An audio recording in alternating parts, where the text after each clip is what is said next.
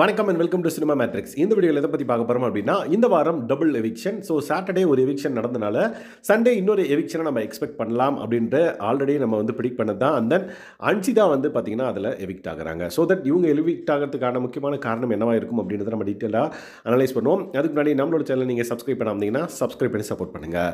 So Jeffrey வந்து பார்த்தீங்கன்னா Saturday எபிசோடில் வந்து எவிக்ட் ஆனாங்க.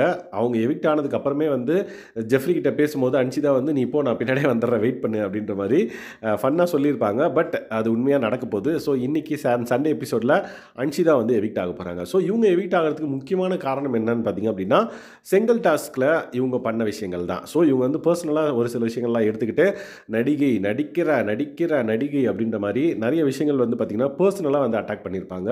யாரான்னு பார்த்தீங்கன்னா முக்கியமாக Jacqueline and then Manjari.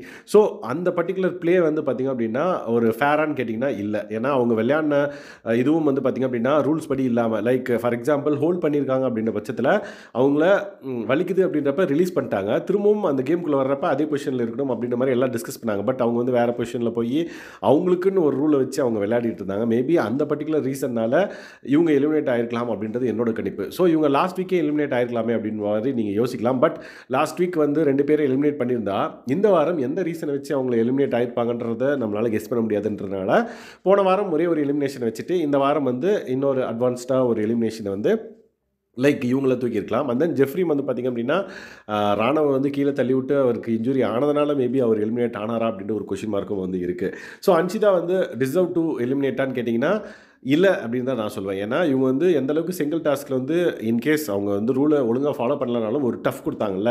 So அந்த டஃப் வந்து பார்த்திங்க அப்படின்னா டிக்கெட் ஃபினாலேயும் வந்து இருக்கும் அப்படின்ற மாதிரி எக்ஸ்பெக்ட் பண்ணோம். ஈவன் ஜெஃப்ரியும் கூட. ஸோ ஜெஃப்ரியும் வந்து பார்த்திங்க அப்படின்னா ஒரு செம டஃப் கொடுக்கக்கூடிய ஒரு பிளேயர். ஸோ இவங்க 2 பேருமே வந்து டிக்கெட் ஃபினாலேயில் வந்து செம டஃப் கொடுக்குற ஆளுங்க. பட் இவங்க வந்து பார்த்திங்க அப்படின்னா எலிமினேட் ஆனது வந்து லைக் டிடிஎஃப்க்கு வந்து சூப்பரான ஒரு மற்ற கண்டஸ்டன்ஸ்க்கு வந்து சூப்பரான ஒரு ரிலீஃப் அப்படின்னே சொல்லலாம்.